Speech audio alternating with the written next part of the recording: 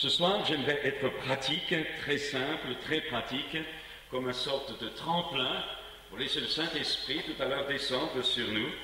J'aimerais d'abord dire une chose. Nous vivons, nous le voyons autour de nous, nous vivons un bouleversement de société où toutes les valeurs traditionnelles, bien sûr, non seulement sont remises en cause, mais également sont transformées, sont remplacées avec des conceptions nouvelles, des façons de penser nouvelles, des façons d'agir nouvelles, des priorités nouvelles, des intérêts nouveaux, et j'allais dire même aussi des changements jusque dans les profondeurs de la personnalité.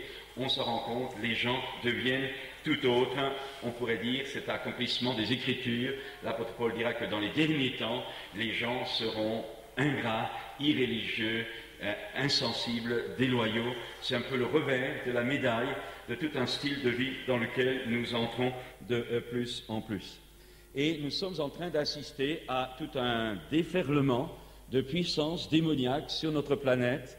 La Bible est très claire, la parole de Dieu le montre, le Seigneur est à la porte, il y a quelques prophéties qui doivent encore s'accomplir, l'Église doit se préparer à cette rencontre, mais l'Église a également encore à manifester le témoignage de Dieu dans ce temps de la fin qui nous reste, et face à de plus en plus un accroissement de la puissance démoniaque, de la puissance occulte, de la magie, de la sorcellerie, l'hindouisme, le nouvel âge, avec tout ce mélange de religions de tout genre, de conceptions, et aussi de conceptions de toutes les méthodes parapsychologiques, paranormaux. Eh bien, il y a tout un ensemble, il y a tout un mouvement que la Bible appelle le royaume des ténèbres, qui est en train de se développer, et qui est en train de pénétrer comme un brouillard sale, pénétrer un peu tout, non seulement toutes les couches de la société, mais toutes les dimensions de la société, que ce soit dans le domaine de l'éducation, que ce soit dans le domaine de la santé, que ce soit dans le domaine de l'économie, que ce soit dans le domaine de la politique, que ce soit dans le domaine spirituel, religieux, un peu partout, il y a comme un manteau de puissance, de ténèbres, qui est en train de s'infiltrer, et ce manteau est formé de toutes sortes de hiérarchies, de domination, de principautés, d'esprits méchants dans les airs, qui agissent, qui aveuglent les gens, qui les tourmentent. On voit de plus en plus de gens tourmentés, vous le savez aussi bien que moi. La France est le premier pays du monde à prendre des calmants, le plus de calmants. On en voit de plus en plus des gens qui sont complètement comme démunis devant ces choses-là. Ils ne savent pas trop ce qui se passe, mais on le voit également dans le milieu familial, dans le milieu conjugal, dans le milieu éducatif. On a même le coffre à jouets des enfants n'est pas épargné. Même les dessins animés des enfants sont souvent infestés, envahis par des dessins occultes, par tout un message occulte que les enfants boivent à la télévision et qui font que ces gosses, quand ils grandissent, ils sont déjà complètement liés. Engendrant, également au travers de la musique, dénaturée, avec des rythmes anti-nature, engendrés, inspirés ou utilisés par des puissances démoniaques, engendrant une génération de jeunes qui est en train de se durcir, qui est en train de devenir rebelle sans même s'en rendre compte, qui est en train d'être comme verrouillé, comme fermé, endurci à l'appel de Dieu, à l'action de Dieu, au désir de Dieu de les sauver. Il y a un petit peu une génération de la fin qui est que le diable veut entraîner avec lui dans sa perte. Il sait qu'il a peu de temps, il sait qu'il n'a pour lui aucune repentance, il sait qu'il n'a pour lui aucun salut, alors il est meurtrier, il veut, avec tous ces démons, il veut entraîner le maximum de personnes dans la perdition. Mais la Bible dit que là où le mal abonde, la grâce surabonde.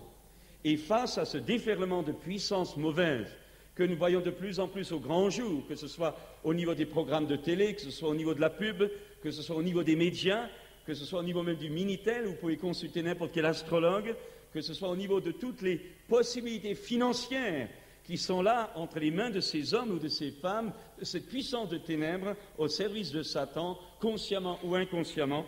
Eh bien, face à tout cela, j'aimerais vous dire ce soir que Dieu est en train de faire lever une église forte dans laquelle il va envoyer son esprit avec une puissance que nous n'avons pas connue depuis des décennies. Là où le mal abonde, la grâce surabonde.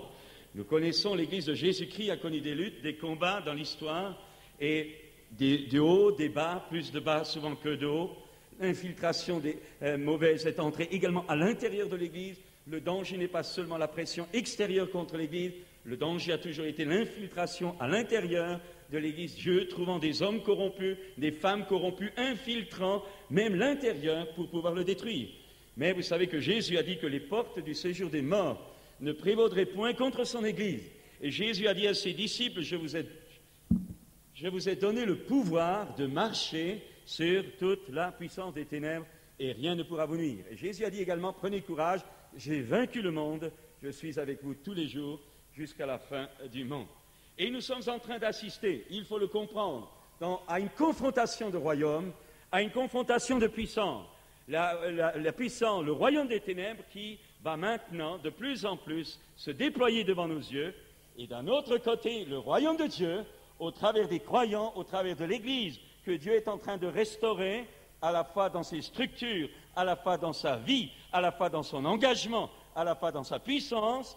Eh bien, nous allons de plus en plus, en tant que chrétiens, être confrontés à cette rencontre, à cette confrontation de royaumes, de puissance, et nous allons de plus en plus voir cette confrontation se manifester par des signes, par des prodiges, par des confrontations, et un petit peu comme au temps de Moïse, quand Moïse est venu voir Pharaon avec sa verge qu'il a jetée devant Pharaon, et cette verge s'est transformée en un serpent vivant. Les magiciens ont fait la même chose.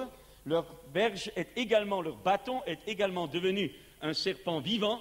Nous allons rencontrer les mêmes choses. Nous allons voir les méthodes du diable être semblables à celles de Dieu. Nous allons parfois être comme étonnés de voir que le diable ou les démons ou ceux qui se réclament de toutes sortes de pratiques religieuses occultes vont faire des miracles semblables aux miracles de Dieu, et que les miracles de Dieu vont être semblables aux miracles du malin.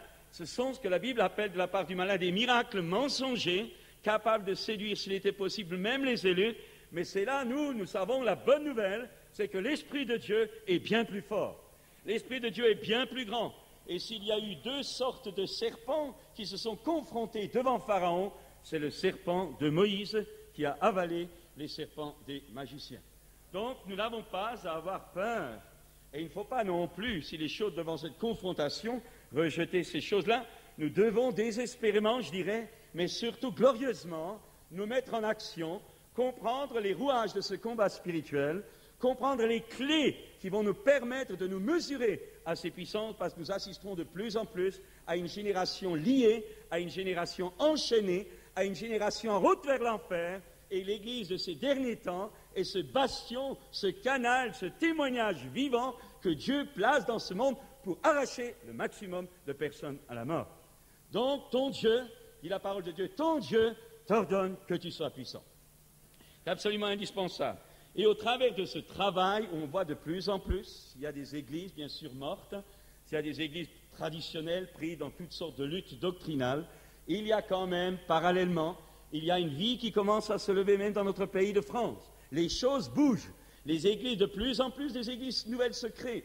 De plus en plus des églises anciennes qui ont connu des luttes, qui ont connu des combats, connaissent de plus en plus un développement. Beaucoup d'églises construisent. Il y a un travail. Dieu est en train de préparer une moisson.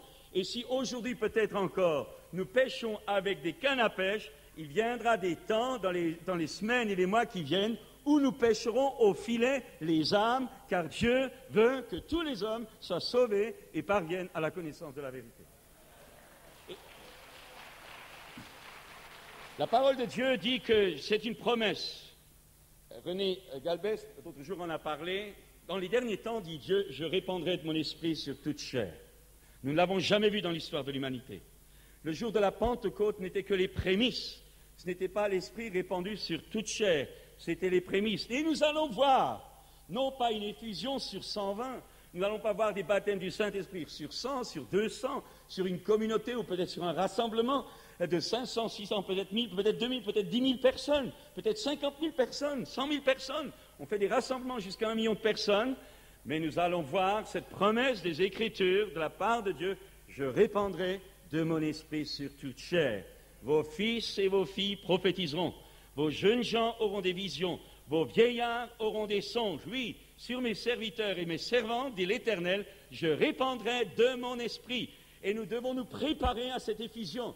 Nous devons nous préparer à recevoir cette visitation de Dieu. Et Dieu, tout particulièrement, est en train d'utiliser la jeunesse.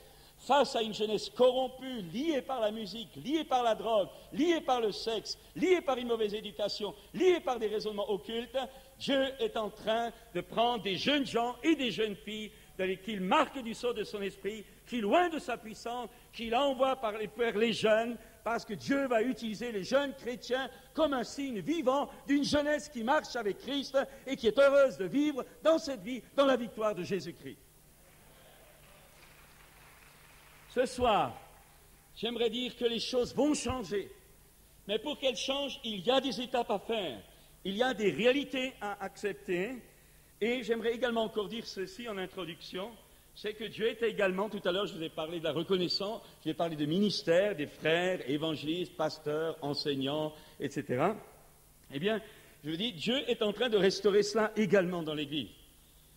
Des hommes, parfois d'origine différente, même de dénominations. Vous savez, Dieu est au-dessus des dénominations, des hommes de tout, j'allais dire, des hommes dans l'esprit, des hommes que Dieu rassemble, des hommes que Dieu établit, qui vont de plus en plus collaborer ensemble, et vous verrez de plus en plus le ministère apostolique, le ministère prophétique, le ministère des évangélistes, le ministère des enseignants, être de plus en plus des canaux de puissance, des canaux d'efficacité, des canaux de construction, des canaux de vie, des canaux de gloire, des canaux du royaume de Dieu en faveur du peuple de Dieu. Non pas pour faire le travail du peuple de Dieu, mais pour apprendre à chaque chrétien à devenir adulte et à se mettre au travail et accomplir la vocation pour laquelle il est prévu dans le cœur de Dieu lui-même.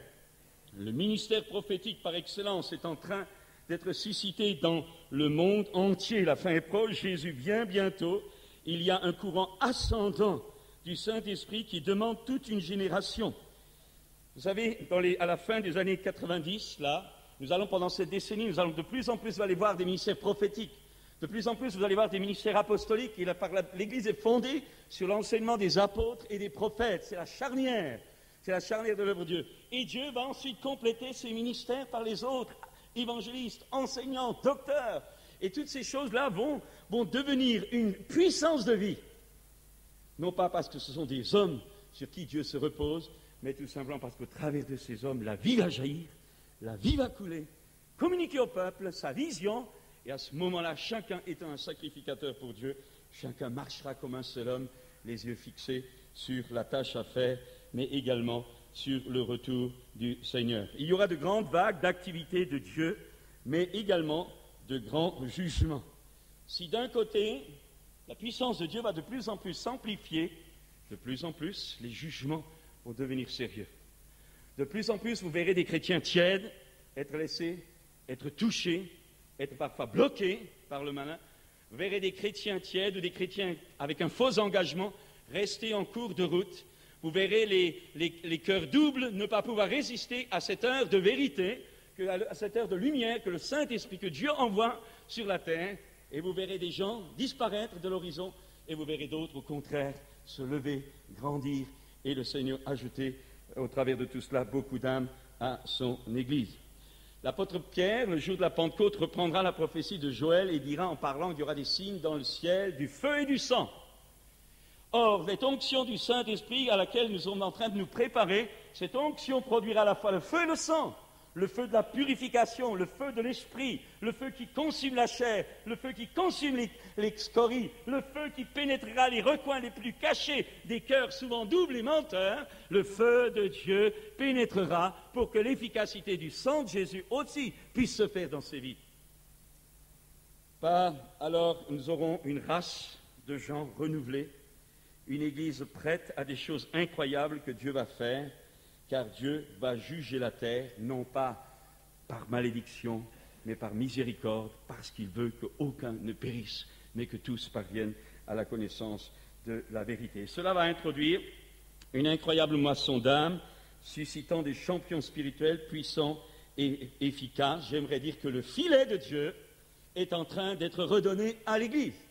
Et chaque jour, actuellement, sur notre planète, des centaines et des milliers de personnes sont engrangées pour le royaume de Dieu. Par la télévision, par les grandes campagnes, par le individuel, par le témoignage local, des milliers d'âmes chaque jour sont engrangées pour le royaume de Dieu. Et aujourd'hui, il y a plus de monde sur notre planète qu'il y en a eu dans toute l'histoire de l'humanité. Et Dieu est en train de redonner le filet à son Église. Le filet sera utilisé. L'Église n'est pas encore prête pour ces choses. Elle n'est pas encore capable de recevoir toutes les âmes. C'est pour cette raison que nous devons maintenant nous préparer, car cette manifestation vient. Et pour préparer cela, j'aimerais le dire ce soir, c'est le premier point. Pour ceux peut-être qui ce soir ne connaissent pas encore Jésus-Christ, j'aimerais dire que ceux qui croient qu'ils sont chrétiens, que ceux qui sont issus d'une religion traditionnelle, ceux qui ont simplement été éduqués dans une foi chrétienne, ceux qui croient en Dieu, mais qui ne l'ont jamais rencontré, ceux qui croient même que Jésus est mort pour eux à la croix, ceux qui croient que Jésus même est ressuscité, mais qui n'ont jamais rencontré, dans une rencontre, une expérience personnelle, le Christ vivant, cela est le premier appel que Dieu fait à ses âmes. La parole de Dieu est très claire. Dieu veut que cet homme, que cette femme, dans sa religion traditionnelle, dans ses conceptions, dans ses traditions ecclésiastiques ou religieuses, il faut que cet homme revienne à la vie, il faut que cet homme reçoive la vie, il faut que les carcans d'un intellectualisme religieux soient brisés. Il faut, en un mot, que le Christ vivant aujourd'hui entre dans sa vie, que la puissance du Christ vivant entre dans son âme, et que cet homme ou que cette femme soit transformé, régénéré, né de nouveau, et reçoive le salut. Dieu est en train de le faire. Je ne connais pas chacun d'entre vous ici ce soir, mais si vous pensez que vous êtes chrétien parce que vous croyez en Dieu, j'aimerais vous dire que des millions de gens dans le monde le croient. Et quand vous regardez leur vie, ils n'ont absolument rien de changé. Peut-être croyez-vous même que Jésus est mort à la croix. Des millions de gens le croient, ils vivent comme des païens.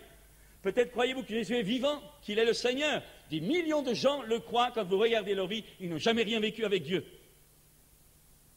Ce qu'il faut, c'est que tu rencontres Jésus-Christ personnellement. Jésus a dit, si un homme ne naît de nouveau, il ne peut entrer dans le royaume de Dieu. Et il faut absolument que même dans le peuple de Dieu, il y ait une nouvelle rencontre avec Jésus. Non pas le Jésus de la Bible, non pas le Jésus des évangiles, mais le Jésus actuel est beaucoup plus grand que celui des évangiles. Le Jésus actuel est beaucoup plus grand que le Jésus de la Bible. Il est le Seigneur. Il a vaincu Satan, il a vaincu le péché, il a vaincu la mort, il est monté au ciel, il s'est assis à la droite et il a reçu tout pouvoir dans les cieux, sur la terre, sous la terre. Il est le Seigneur. Il est bien plus grand que le Jésus des évangiles. Frères et sœurs, chers amis, ce soir, il faut que vous rencontriez le Christ actuel. La foi chrétienne n'est pas basée sur le Christ du passé. La foi chrétienne n'est pas basée sur le Christ dans la crèche. La foi chrétienne n'est pas basée sur le Christ à la croix seulement. La foi chrétienne n'est même pas basée seulement sur le Christ ressuscité. La foi chrétienne est basée sur cette vérité. Il faut que tu naisses de nouveau. Il faut que tu reçoives la vie du ressuscité, parce que le ressuscité aujourd'hui est bien plus grand que celui qui vivait sur la terre. Jésus dira, tout pouvoir m'a été donné dans les cieux et sur la terre. Et nous avons besoin d'une nouvelle vision de Jésus. Quand Jésus était en route, quand les disciples étaient en route pour Emmaüs, après sa résurrection, tout le monde croyait que c'était terminé, qu'il était mort, etc. Les deux disciples qui se rendaient à Emmaüs, à un moment donné, se sont trouvés face à face avec Jésus. Et les évangiles nous disent qu'ils ne l'ont pas reconnu. Ils ne l'ont pas reconnu. Il a été avec eux, il a discuté avec eux, il leur a expliqué les Écritures, leur cœur brûlait, mais ils ne l'ont pas reconnu. Ils avaient besoin de voir une autre dimension. Ils avaient besoin d'aller plus loin. Ils avaient besoin d'élargir leur horizon spirituel. Ils avaient besoin de réaliser que le Christ dans lequel ils avaient cru autrefois était bien plus grand maintenant, qu'il était le Seigneur. Et nous avons besoin, vous et moi, chacun d'entre nous, d'une révélation personnelle du Christ dans notre vie. Nous avons besoin d'une rencontre personnelle. Nous avons, permettez-moi de le dire, qui que nous soyons ici, nous avons besoin de retrouver le Seigneur Jésus surnaturel, du livre des actes, guérissant, délivrant, brisant les chaînes des ténèbres, renvoyant libres les opprimés, pas seulement quand il était sur les routes poussiéreuses de Palestine, mais nous avons besoin de le retrouver, le Seigneur de gloire, à la gloire de Dieu le Père, au travers de ses disciples, au travers de son Église, au travers des hommes, au travers des femmes qui l'ont rencontré, dans lequel il est venu habiter, qu'il a oint de son esprit et qu'il envoie. Nous avons besoin de retrouver le Seigneur de gloire. Non pas par des doctrines, des enseignements. Nous sommes beaucoup trop intellectuels, nous sommes beaucoup trop rationnels, nous avons beaucoup trop de connaissances et nous ne le connaissons pas lui. Et nous avons besoin. et Dieu est en train de faire comme une cure de rajeunissement.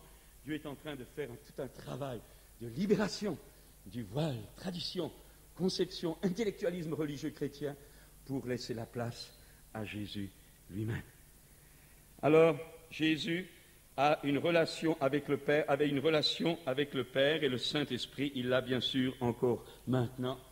Et bien dans tous ceux dans lesquels il vient habiter, à notre tour, par sa vie en nous, il nous entraîne dans une relation vivante avec lui, dans une relation vivante avec le Père et dans une relation vivante avec le Saint-Esprit. Alors je pose la question, nous verrons ça rapidement demain matin. Connaissez-vous le Saint-Esprit? Connaissez-vous Jésus? Connaissez-vous le Père? Je ne dis pas connaissez-vous beaucoup de choses sur le Père. Je ne dis pas connaissez-vous beaucoup de choses sur Jésus. Je ne dis pas connaissez-vous beaucoup de choses sur le Saint-Esprit. Je dis l'avez-vous rencontré? Les avez-vous rencontrés? Est-ce que cette rencontre a changé votre vie? Est-ce que votre mari a vu la différence? Est-ce que votre femme a vu la différence? Est-ce que vos parents ont vu la différence? Est-ce que vos enfants ont vu la différence? Est-ce que vos collègues de travail ont vu la différence? Est-ce que ça s'est vu? Est-ce que vous l'avez réalisé? Vous n'êtes plus le même homme, vous n'êtes plus la même femme, non pas par un embrigadement religieux, mais par la puissance de Dieu que cette rencontre avec Christ a introduit en vous. Êtes-vous sauvé ce soir? Êtes-vous né de nouveau? Est-ce que Jésus-Christ est votre Seigneur? Je pourrais encore dire ceci, les évangiles doivent être considérés comme un manuel d'instruction et si nous le mettons en action et en pratique, alors le Seigneur bénira notre vie de chrétien et le Seigneur bénira votre vie si ce soir vous acceptez de la lui remettre en lui demandant qu'il entre en vous par son Saint-Esprit, qu'il vienne faire sa demeure en vous et que votre existence soit transformée par la puissance du royaume de Dieu. Je vais plus loin, afin que le Christ vous prenne au moment où vous acceptez de lui donner votre vie et qu'il vous transporte dans son royaume, que la puissance du Saint-Esprit vienne en vous, vous arrache du présent siècle mauvais et vous transporte dans le royaume des fils de l'amour de Dieu, que le royaume de Dieu vienne habiter en vous. Vous savez, nous sommes en train, il faut le savoir, nous sommes en train d'assister à une formation d'une génération, d'un peuple humble, peut-être pas avec beaucoup de moyens toujours, mais humble.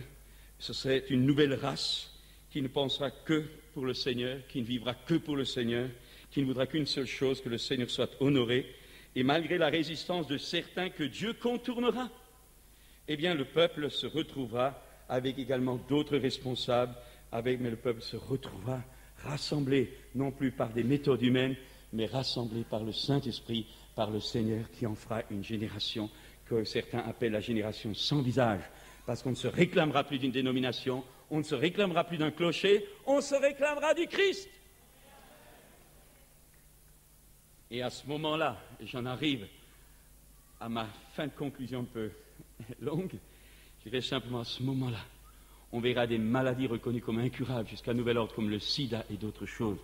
Nous voyons de plus en plus des sidaïques guéris par la puissance de l'Évangile, par la puissance du Saint-Esprit. Nous verrons face à un déferlement de maladies de tout genre, d'oppressions de tout genre. Nous verrons le royaume de Dieu se manifester au travers de l'Église. Et les gens viendront chercher du secours dans l'Église. Et ceux qui se seront attiédis reviendront parce que Dieu les aime. Vous savez, Dieu est en train et veut former votre caractère, mon caractère, en faire un caractère de pureté de cœur, de générosité, d'ouverture d'esprit, de sollicitude pour les autres, d'humilité. Mais pour que cela puisse se faire, il faut que vous l'acceptiez, il faut que je l'accepte, il faut que vous le désiriez et il faut que je le désire. C'est le libre arbitre de votre conscience qui est sollicité par l'Esprit de Dieu. Dieu dit, mon fils, ma fille, donne-moi ton cœur. Dieu ne violera jamais votre libre volonté. C'est à vous de choisir ou la vie ou la mort. Mais Dieu veut que vous viviez et que vous soyez sauvés. Alors, nous verrons une mort de plus en plus, une mort à soi-même, je n'insiste pas.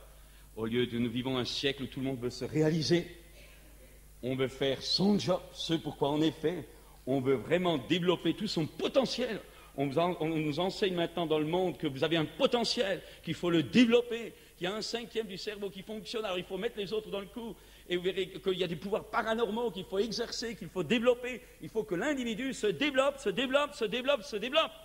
Et on voit ce que ça donne, des guerres, des ruines, des divorces, des maladies, de tout genre. Mais le message de l'Église est tout autre. Le message de l'Église n'est pas « chrétien, développe-toi », n'est pas « pasteur, évangéliste, développe ton ministère ». Le message de l'Église est « Oh, que Christ se développe en toi !» Que ta confiance ne soit pas dans ton développement, mais toi tu disparais, et pour que tout le monde puisse voir que ce n'est plus toi qui vis, mais que le Christ vivant est en toi. En un mot, si les hommes de plus en plus veulent se faire confiance à eux-mêmes, nous les chrétiens, nous voulons démontrer par notre vie que notre confiance n'est pas en nous-mêmes, mais en notre Dieu et en Jésus-Christ, qu'il est vivant, qu'on croit en lui, et à ce moment-là, quand il se manifeste, tous sont obligés de reconnaître que c'est vrai.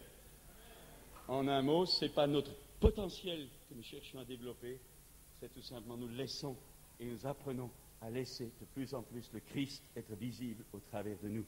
Nous ne cherchons pas à développer le potentiel humain, nous cherchons à développer le Christ vivant au travers de notre vie.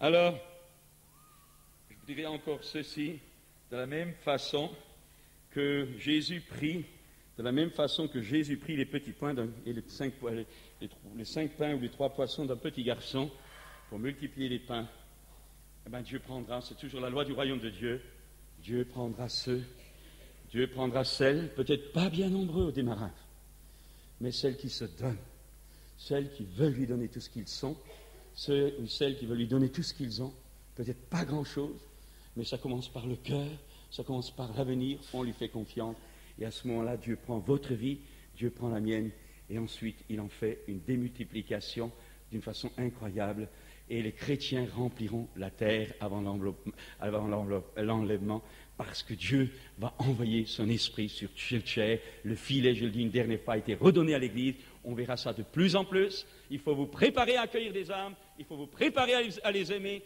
il faut vous préparer à les soigner, il faut vous préparer à les former, pour qu'à leur tour, une fois guéris, transformés, libérés, sauvés, on les envoie dans le monde pour qu'à leur tour, ils se mettent à la pêche. Et c'est ainsi qu'avant le retour du Seigneur, une multitude d'âmes seront engrangées pour le royaume de Dieu.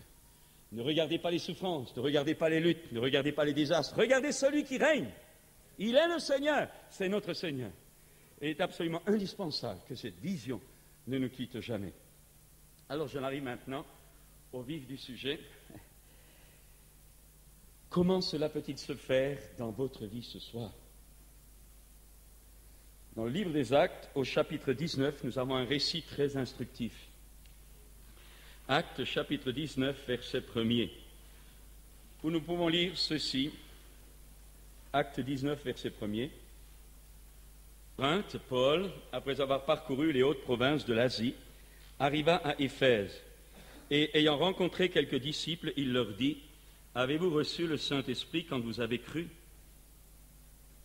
Ils lui répondirent: Nous n'avons même pas entendu dire qu'il y ait un Saint-Esprit. Mais le texte original dit: Nous n'avons même pas entendu dire qu'il y ait Saint-Esprit. C'est-à-dire, dans l'original grec, ça veut dire qu'il y ait avez-vous reçu Saint-Esprit? C'est-à-dire, avez-vous fait une expérience avec le Saint-Esprit?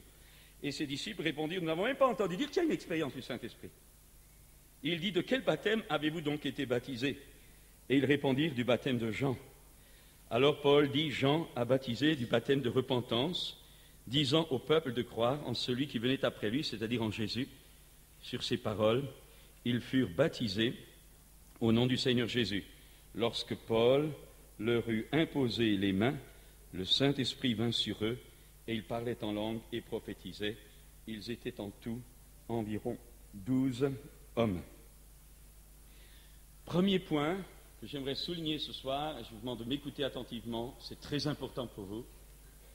Ces gens-là que Paul visite à Éphèse étaient ce qu'on appelle des disciples, donc ils croyaient au Seigneur Jésus. Mais Paul, tout de suite, quand il arrive, sent que quelque chose ne va pas, il sent qu'il leur manque quelque chose, et il va tout de suite à la racine du problème. Il dit: Mais avez-vous reçu le Saint-Esprit quand vous avez cru? Nous sommes en train d'assister également à la manifestation d'une génération de chrétiens qui, au lieu d'être une race de vainqueurs, est souvent vaincue. Je le dis, un jour, je suis arrivé à l'hôpital, il y avait 3 lits dans cette chambre d'hôpital, il y avait une chrétienne au milieu de 2 personnes non chrétiennes, et c'était les 2 personnes inconverties qui étaient en train de consoler la brave chrétienne, alors que cela aurait dû être l'inverse. Et ces disciples d'Éphèse, c'était pareil. Ils croyaient en Jésus. Ils croyaient que Jésus existait. Ils avaient entendu Jean-Baptiste, ils avaient été baptisés, diront-ils, quand Pierre leur dit de quel baptême quand Paul leur dit de quel baptême nous avons été baptisés, du baptême de Jean, il a dit baptême de repentance, on va y arriver.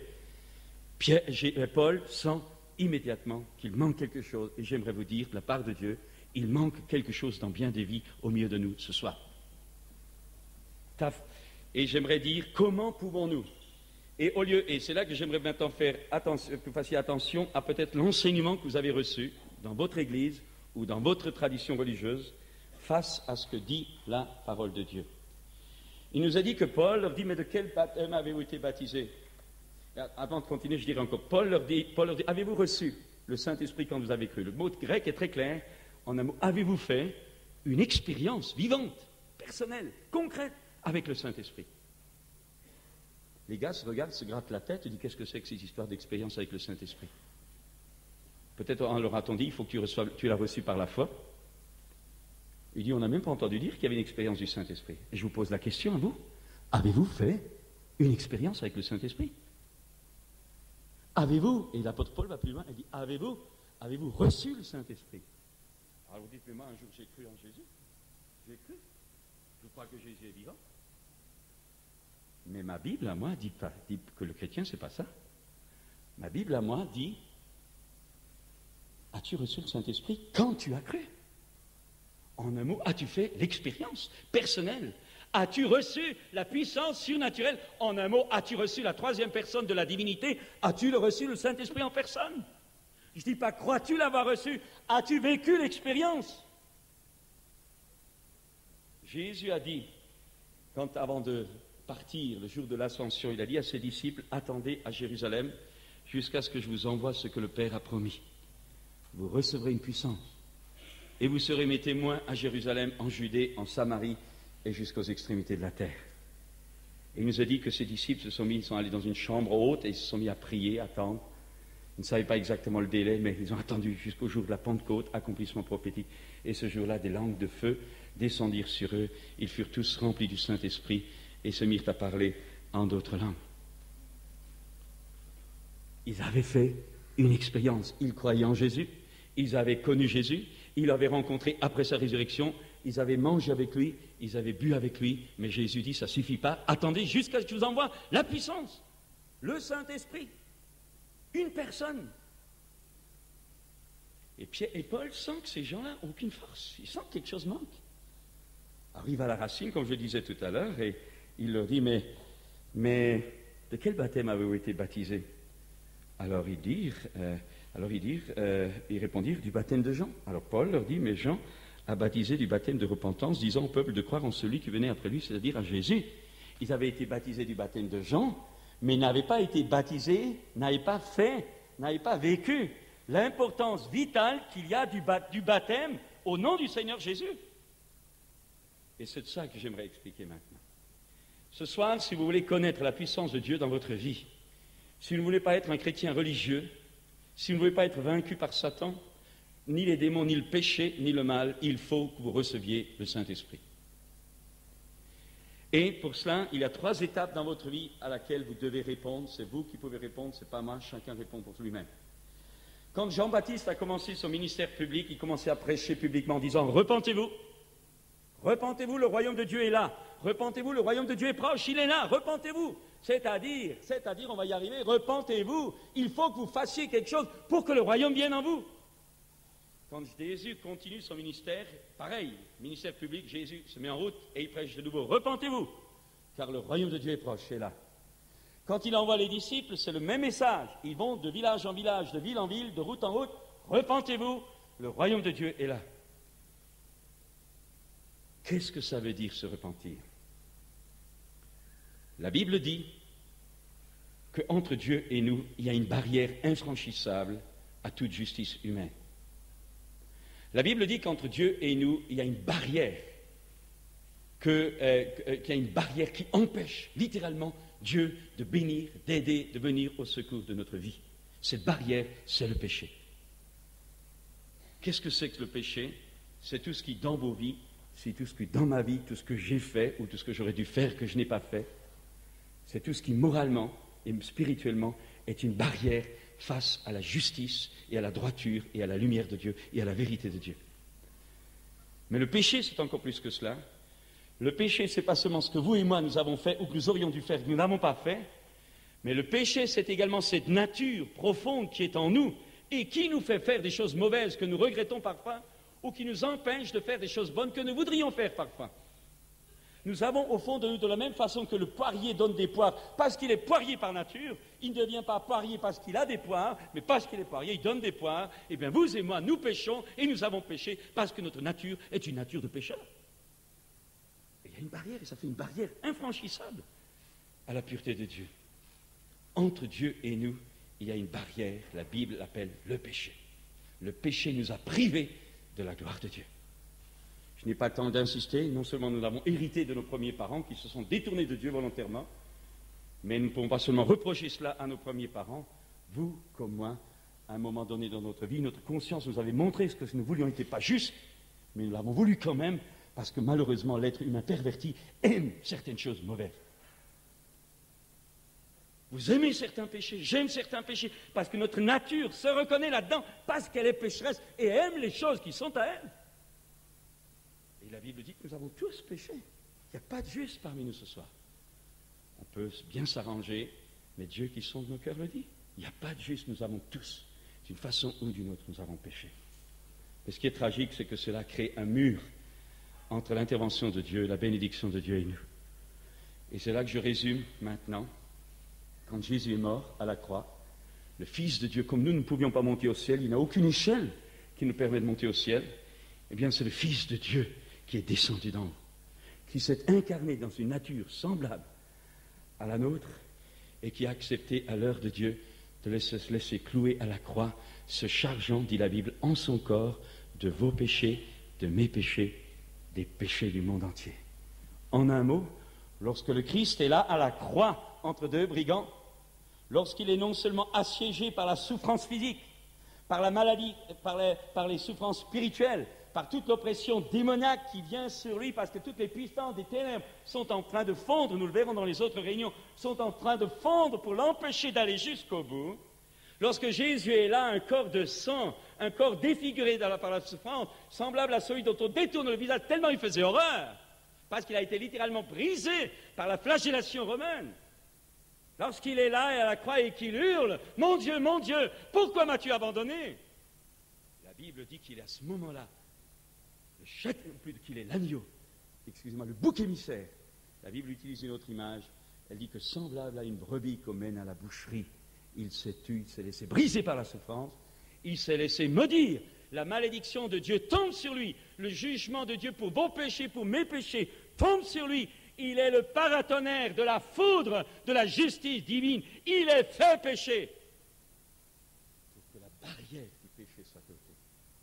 La Bible dit que le sang de Jésus qui coule à la croix, dans laquelle il y a sa vie, le sang de Jésus nous lave et nous purifie de tout péché.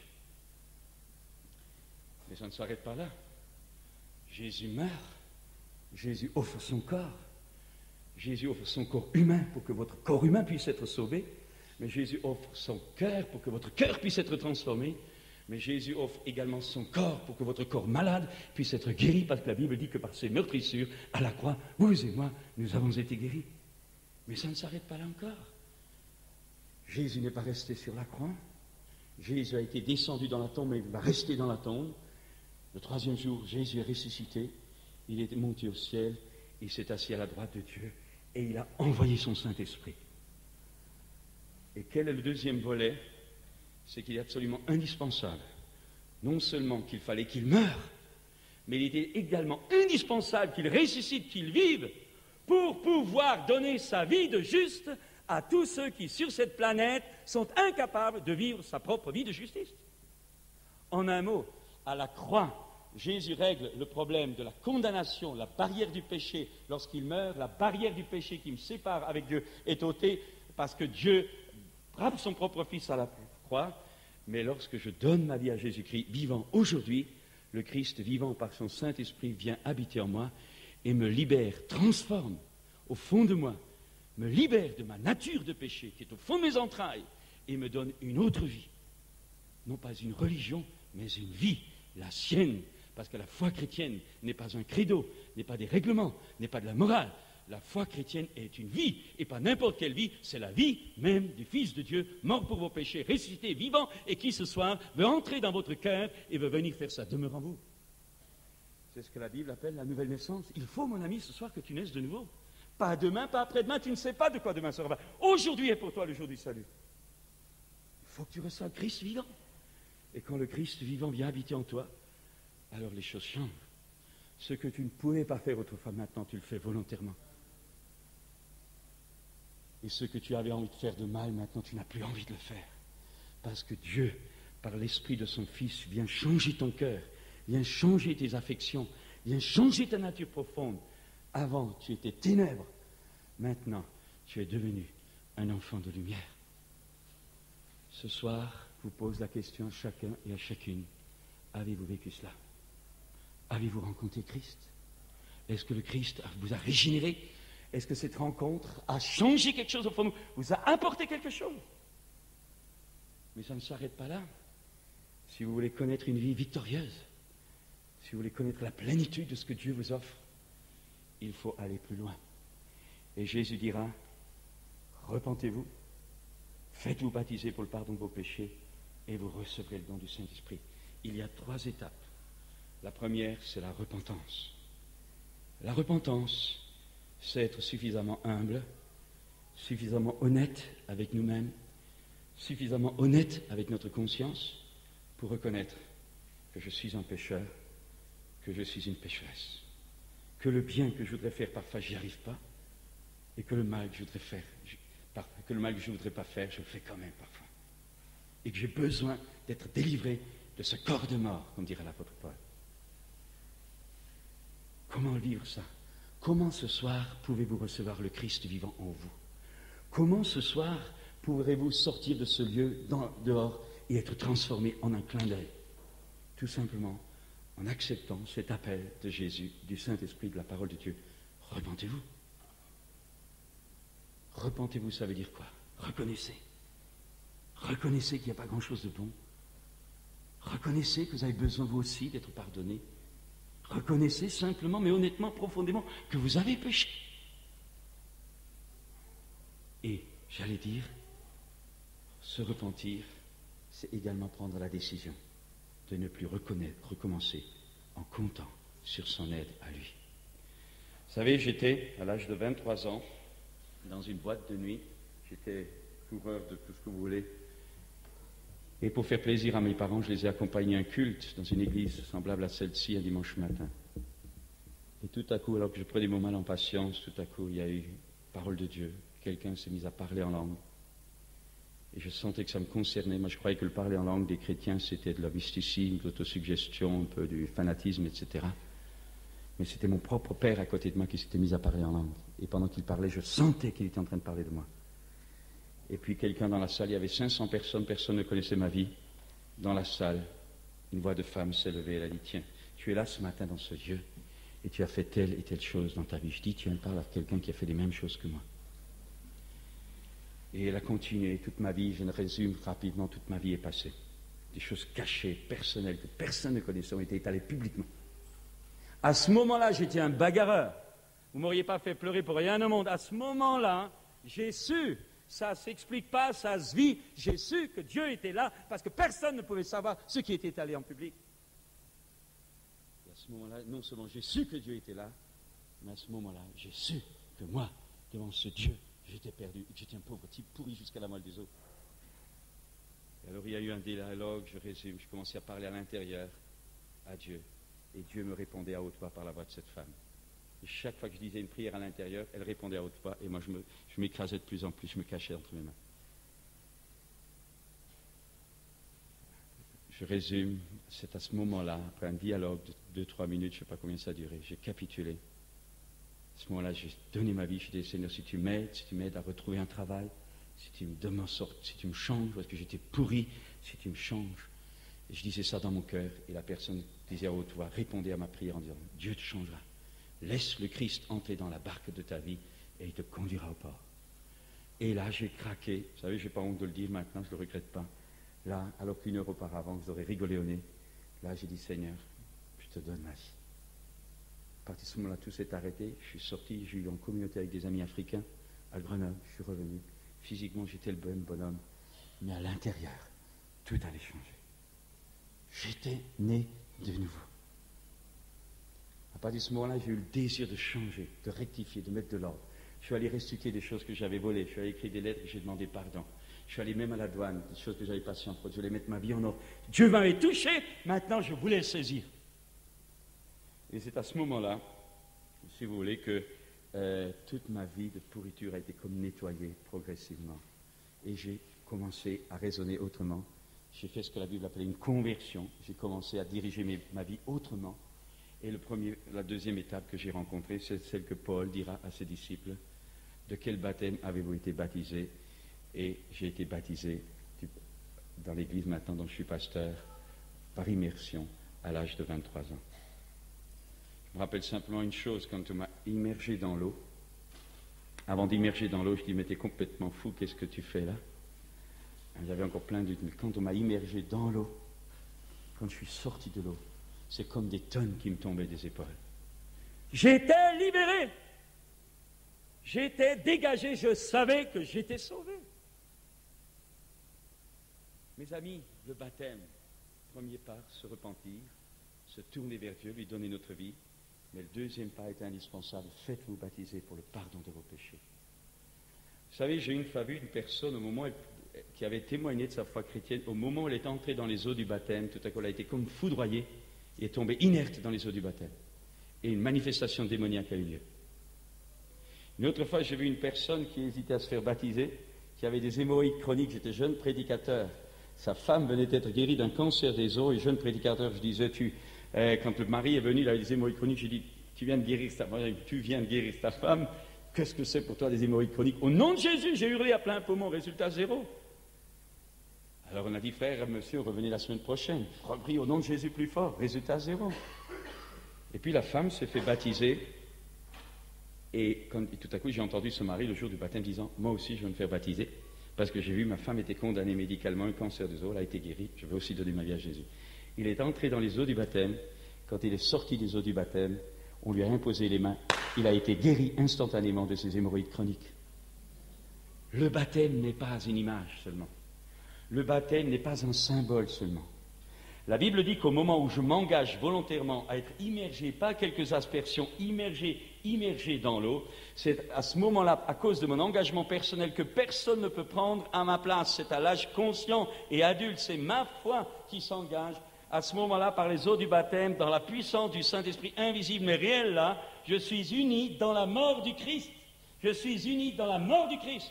Je suis enseveli par la puissance du Saint-Esprit avec lui dans sa mort.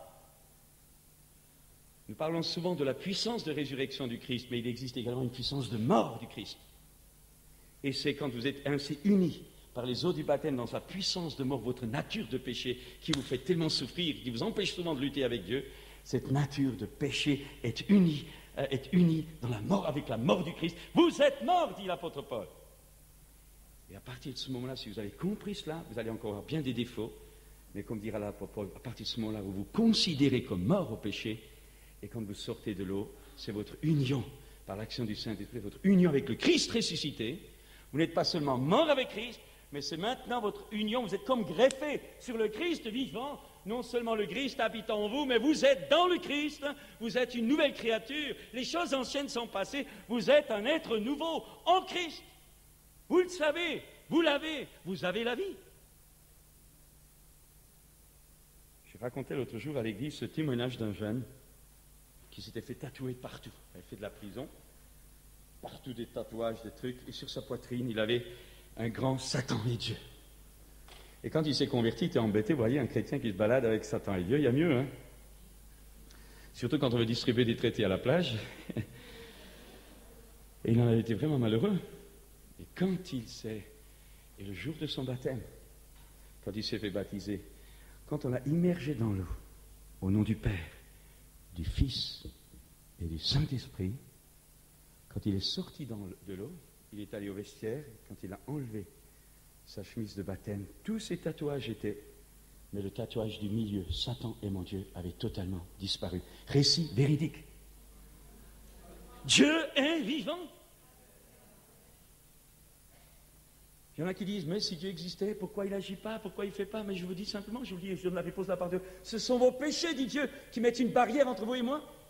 Ce sont vos péchés qui m'empêchent de vous bénir, dit Dieu. Ah, si tu te repentais, j'ouvrirais pour toi les écluses des cieux. Et Jésus a dit, je ne mettrai pas dehors celui qui vient à moi. Repentez-vous. Vous savez, un jour, il y a des années en arrière, j'étais jeune chrétien, j'étais dans une réunion, il y avait à peu près 100 de personnes, dans notre église, 400 couverts, il y a des années. Il y avait un prédicateur qui était de passage, et il nous avait parlé des barrières que les gens peuvent avoir face à Dieu. Pas seulement des barrières de péché, mais également des puissances que notre péché avait attirées dans nos vies. L'occultisme, la magie, l'inceste, la fornication, l'adultère, toutes ces choses-là. Il disait, non seulement vous avez fait le mal, mais vous avez attiré dans vos vies des puissances de mal qui maintenant vous lient, et vous avez besoin d'être libérés. C'était tout nouveau pour nous. On savait qu'on était pécheurs, mais on ne savait pas qu'on avait des démons qui nous liaient. Et il a demandé, à un moment donné, je me rappellerai toujours, il a prêché pendant 4 jours sur les causes des blocages des chrétiens, les raisons pour lesquelles il y avait tant de gens dépressifs, tant de gens liés, tant de chrétiens pauvres, et tant de gens qui cherchaient à toucher Dieu qui ne pouvaient pas le recevoir, parce qu'ils avaient ouvert leurs portes par la magie, par l'inceste, par l'adultère, par l'avortement, eux ou leurs parents, à des puissances qui maintenant les tenaient liés, enchaînés. Et son message était celui-ci, il dit, mais Jésus est venu pour briser les chaînes des captifs, pour envoyer libres les opprimés, pour publier une année de grâce. Et ce soir, quelle que soit ta vie, quelle que soit la chaîne qui est dans ta vie, ce soir, le Christ peut briser ta chaîne. Il est venu pour ça. Il est un Dieu de grâce. Mais il faut que tu te repentes. Il faut que tu veuilles t'en sortir. Et je me rappelle, cet homme a dit que ceux qui étaient assez humbles pour se lever et demander pardon à Dieu, qu'ils lèvent leurs mains devant Dieu et qu'ils confessent à Dieu à mi-voix tous leurs péchés. C'est à peu près 100. Et vous voyez tous les gens à mi-voix, ils avaient un peu honte les uns aux autres, les mains levées, qui murmuraient, qui demandaient pardon. Et tout un brouhaha de prières, de repentance. Puis il a dit, quand vous aurez fini, vous baissez les mains, comme ça je saurai que c'est terminé. Et progressivement, les mains se baissaient à la fin, tout le monde avait terminé, les mains étaient baissées. À ce moment-là, cet homme a dit, vous avez prié Dieu, la parole de Dieu dit que si nous confessons nos péchés à Dieu, Dieu est fidèle et juste pour nous les pardonner et nous purifier de toute iniquité. Maintenant, dit-il, vous ne priez plus. C'est moi qui vais prier. Et il a invoqué le sang de Jésus sur ce rassemblement. Il a invoqué la protection de Dieu sur ce rassemblement. Et ensuite, il a redemandé à tout le monde de se lever. Nous sommes tous levés. Et il dit maintenant, vous ne priez plus, mais vous allez commander à toutes ces puissances mauvaises qui vous tourmentent, vous allez leur commander de vous quitter au nom de Jésus. On n'était pas du tout initié à ça. Nous avons toujours prié Seigneur délivre, Seigneur délivre. On ne savait pas qu'on pouvait nous commander à ces puissants. Et imaginez une centaine de jeunes, de moins jeunes ou d'anciens chrétiens, pas du tout habitués à la notion de délivrance, qui sont là et avec une petite voix d'immense disant, Satan, tu t'en vas au nom de Jésus. Satan, tu t'en vas au nom de Jésus. Satan, tu t'en vas. Ça devenait de plus en plus fort. Et à un moment donné, les gens ont dit, Satan, tu t'en vas au nom de Jésus. À ce moment-là, il y a eu un boum. De partout dans la salle, les gens tombaient à terre. Personne ne les touchait. Ils rampaient entre les bancs, entre les chaises comme des serpents. Il y avait des gars qui écumaient, il y avait des langues qui sortaient comme celles d'un serpent, il y avait des gars qui hurlaient, des voix d'hommes sortaient de gorges de femmes. Le diable existe. Mais Jésus brise les chaînes du diable.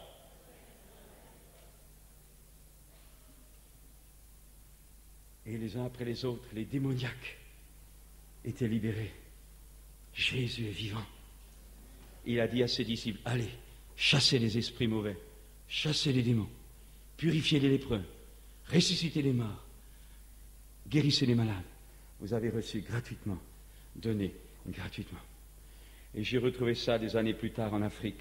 Des milliers de personnes, Clément peut vous en parler, les frères aussi, Ismaël et d'autres. C'est merveilleux, Jésus est vivant, il est le Seigneur. Mais il ne fait pas seulement ça. Il n'a pas fait seulement ça il y a quelques années aux 400 couverts, il ne fait pas seulement ça en Afrique, il veut le faire ce soir. Car ce soir, c'est aujourd'hui ton jour du salut. Est-ce que tu en veux ou est-ce que tu veux partir dans tes chaînes? Mais il faut que tu te repentes. Il faut que tu demandes pardon. Il faut que tu brises ton orgueil. Parce que l'orgueil est beaucoup trop grand pour Dieu. Mais si tu t'humilies sincèrement sous la puissante main de Dieu, alors il t'élèvera. Et puis, alors, et je termine et je continue par mon deuxième pas, mais alors il faut que tu t'engages. Tu te repens. Mais tout à l'heure, je vais faire un appel et je vais vous demander non seulement de vous repentir, mais je vais vous demander de vous engager. Et Jésus a dit, celui qui croira et qui sera baptisé sera sauvé. Et je ferai tout à l'heure un appel, je vous demanderai d'avancer pour que nous puissions prier pour vous. Et le fait d'avancer voudra dire, Seigneur, non seulement je me repens, mais je te donne ma vie. Et dès que je le pourrai, le plus rapidement possible, je me ferai baptiser, comme tu me le demandes dans ta parole. Repentez-vous, faites-vous baptiser pour le pardon de vos péchés, mais il manque la troisième chose, l'expérience la plus merveilleuse. Et, dira Paul et Pierre, vous recevrez le don du Saint-Esprit. Et pourquoi y a-t-il tellement de chrétiens qui demandent le Saint-Esprit? Vous n'avez pas reçu la personne du Saint-Esprit au moment de votre conversion, vous avez reçu la vie. La Bible ne dit pas que vous recevez le Saint-Esprit quand vous croyez. La Bible dit, quand vous avez cru, est-ce que vous avez fait une expérience de la réception de la personne du Saint-Esprit? Est-ce que la puissance surnaturelle du Saint-Esprit a pénétré vos entrailles? Est-ce que le feu du Saint-Esprit est venu brûler les scories de votre chair? Est-ce que le baptême de Saint-Esprit et de feu est venu dans votre vie? L'avez-vous vécu? Si tu ne l'as pas vécu, ne te mens pas, ne te trompe pas, tu ne l'as pas. Et tu en as besoin.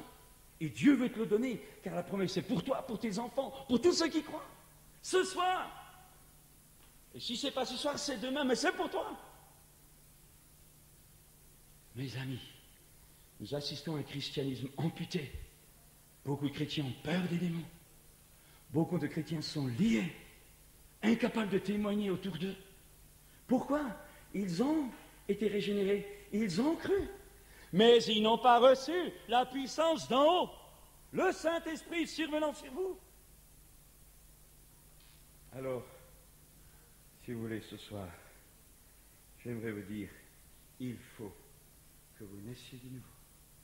Il faut que vous fassiez baptiser pour le pardon de vos péchés et vous recevrez le don du Saint-Esprit que vous devez recevoir en expérience et non pas par la foi seulement. Parce que le résultat de la foi, c'est recevoir en expérience. Alors, je m'arrête là. On peut sortir de l'eau, on peut avoir été baptisé, peut-être êtes-vous baptisé ce soir, mais vous n'avez pas reçu le don du Saint-Esprit. Alors je vous pose la question, est-ce que vous êtes réellement repenti un jour?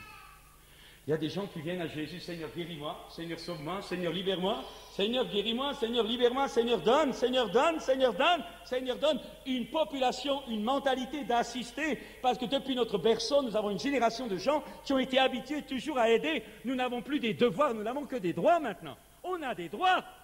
Et on passe devant Dieu, j'ai droit d'être aidé par toi, j'ai droit d'être secouru par toi. Si tu es Dieu, tu dois m'aider. La Bible dit autre chose. La Bible dit, repens-toi. Demande pardon pour tes péchés.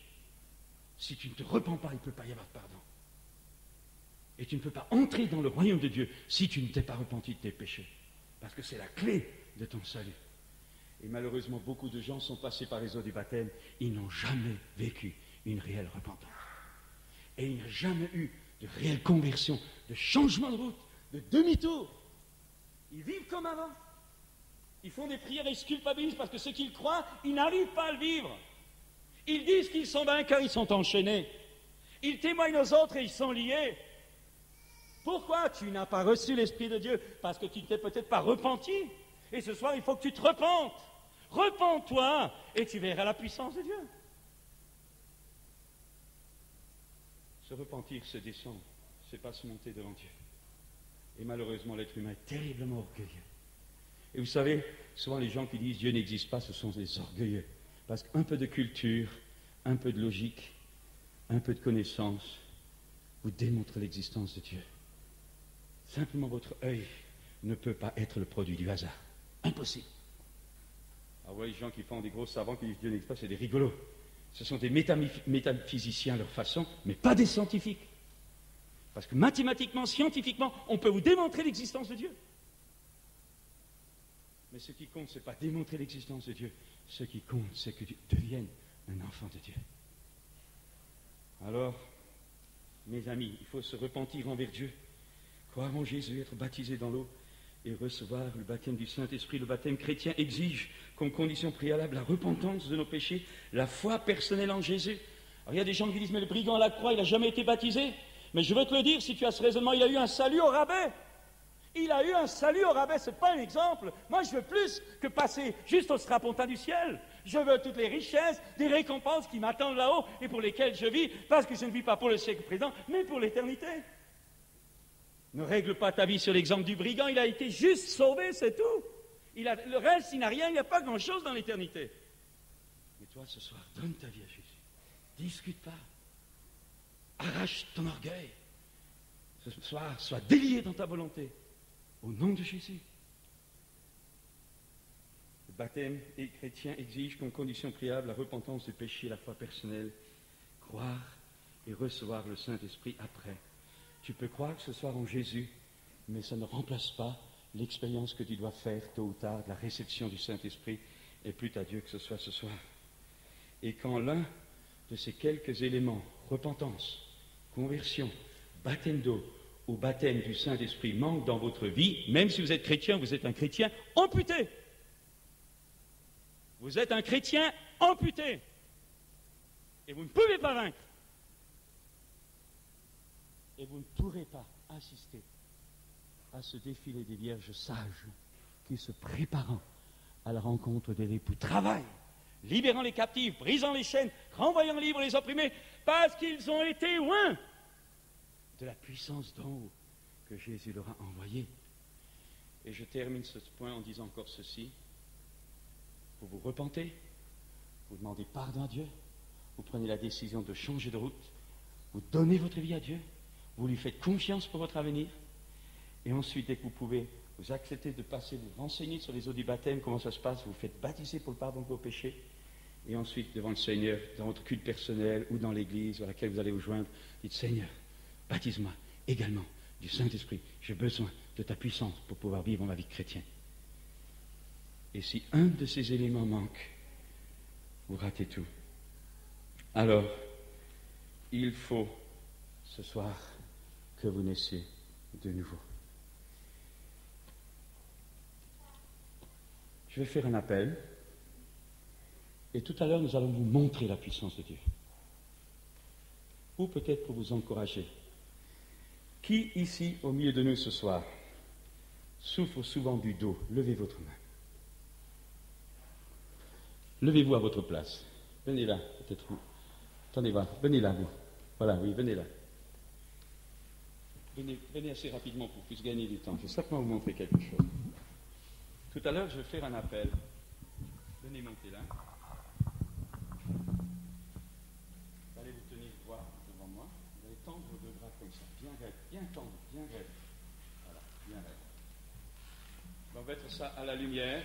Vous regardez, tout à l'heure, on trouvera des gens avec un écartement. Vous avez ici une personne qui a à peu près l'épaisseur d'un doigt, un bras plus court que l'autre, parce qu'elle a tout simplement une déviation de sa colonne vertébrale. Et les gens ont souvent mal au dos parce que les nerfs qui sortent de la colonne vertébrale régissent certains organes, etc., où les vertèbres bloquent les nerfs et on a mal, soit au bas du dos. Il est fort probable que cette jeune femme a également une déviation du bassin. Si on peut avoir une chaise, on va le vérifier rapidement.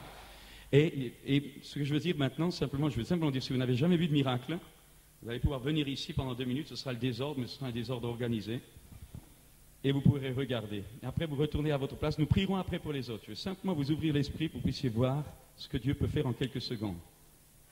Alors, asseyez-vous un instant. Asseyez-vous sur votre chaise, les fesses bien contre le dossier. Donnez-moi vos 2 jambes, laissez-vous porter.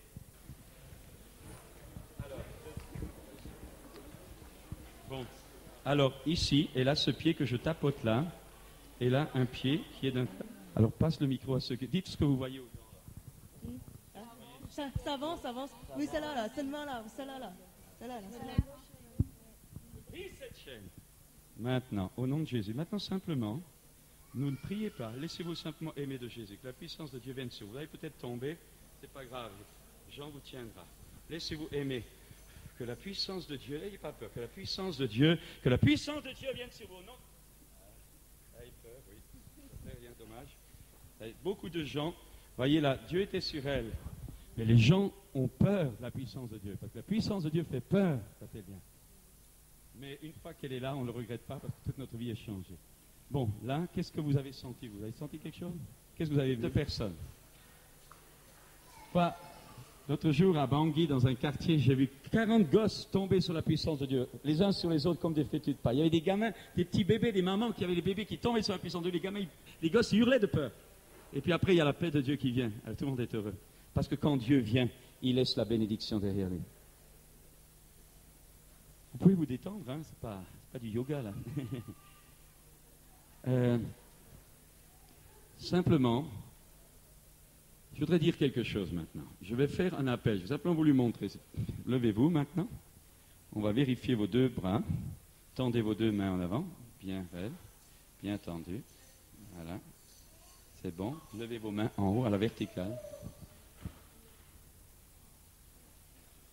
De nous, quand vous entendrez votre cas être cité par une parole comme ça au public, à ce moment-là, vous avez votre part à faire. Au moment où vous entendrez votre, je ne dis pas votre nom, mais votre cas, votre situation être nommée, à ce moment-là, quand vous savez que c'est de vous qu'il s'agit, à ce moment-là, vous devez faire quelque chose, vous devez recevoir cette bénédiction que Dieu vous envoie. Nous ne sommes pas des robots, Dieu demande également la participation de votre foi. Alors simplement, vous allez, levez-vous, faites comme moi là, simplement. Ah, mais vous le changerez, oui. Bon, je vous l'enlèverai tout à l'heure, c'est pas grave. Tournez-vous maintenant, bougez, bougez. Ça va? Ça va, oui? Alors, bougez encore. Ça va? Vraiment, ça va? Vous sentez? Hein? Je voudrais simplement maintenant vous dire, bon, il y a beaucoup de monde, je ne pensais pas qu'il y avait tellement de gens qui n'avaient jamais vu de miracle. Donc, ça vous montre combien les chrétiens sont plus habitués à voir des guérisseurs faire des miracles que de voir les pasteurs en faire. C'est malheureux, c'est pour ça que tout le monde court chez les cartomanciens. Mais ça change, l'Esprit de Dieu est en train de se lever dans l'Église. Alors, je vais simplement maintenant demander à chacun et à chacune d'incliner la tête. Et nous allons prier. Et avant de prier, je vais d'abord prier tout seul, au nom du Seigneur Jésus maintenant, que ce lieu soit scellé par le sang de Jésus, par l'Esprit de Dieu, par les anges de Dieu. Nous lions, et je lis maintenant, Satan, je te lis, toi et tous tes mauvais esprits dans ces lieux, soyez liés au nom de Jésus. Et je délie chaque volonté, chaque capacité de choix au milieu de nous. Je vous délie chaque être humain ici. Soyez déliés au nom de Jésus. Esprit de Dieu, tu descends maintenant, tu ouvres les cœurs. Te remercions, Père. Allons maintenant, tranquillement, fermer les yeux, être là devant Dieu. Et vous qui ce soir réalisez que finalement vous n'avez jamais vécu quelque chose avec Dieu, vous réalisez ce soir que vous n'êtes pas sauvé. Vous réalisez peut-être que vous avez une religion mais que vous n'avez jamais rencontré personnellement Christ. Alors que Jésus a dit, je me tiens à la porte d'un cœur et je frappe. Si quelqu'un m'entend, s'il m'ouvre, j'entre chez lui, je soupe avec lui, lui soupe avec moi. Voulez-vous faire cette prière avec moi, sincèrement, humblement, à votre place, dans votre cœur? Moi, je vais la faire à haute voix et je vous demanderai de la répéter dans votre cœur, là où vous êtes, si vous êtes d'accord. Seigneur Jésus, ce soir, je viens à toi tel que je suis. Dites-le lui. Seigneur Jésus, ce soir, je viens à toi tel que je suis. Je crois que tu es le Fils de Dieu. Je crois que tu es le Fils de Dieu. Et que tu es mort pour moi aussi à la croix. Et que tu es mort pour moi aussi à la croix.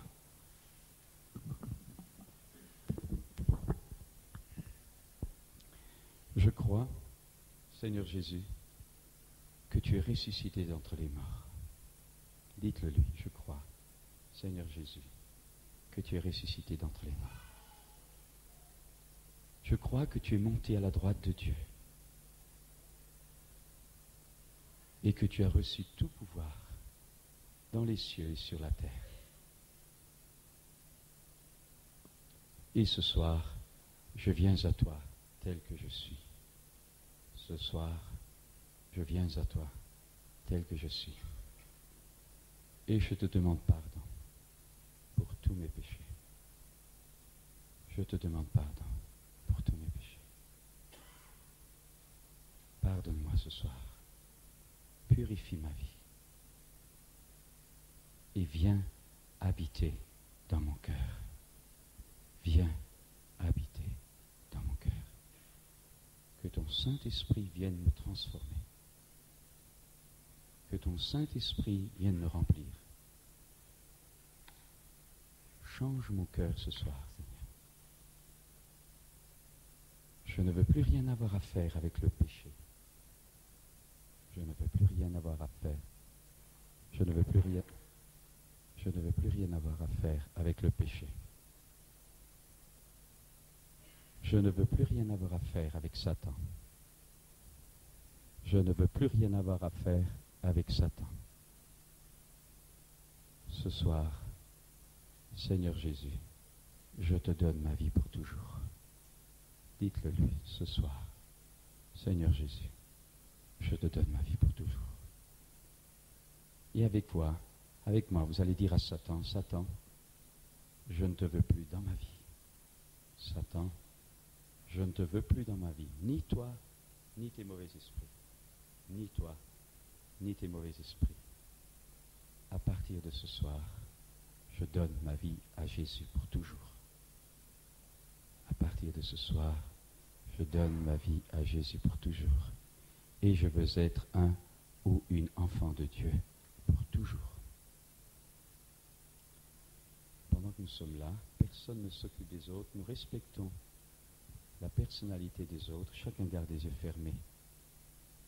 Si sincèrement, à votre place, vous avez fait cette prière au fond de vous-même à Dieu, ce soir, dans ces moments, je vous demanderai de faire un geste. Jésus a toujours demandé un engagement visible, après un engagement intérieur. Et je demanderai simplement, vous qui avez sincèrement fait cette prière à Dieu, qui ce soir avez dit, Seigneur, je te donne ma vie. Je demanderai simplement de lever votre main vers le Seigneur en disant, Seigneur, je mets ma main dans la tienne. Gardez votre main levée.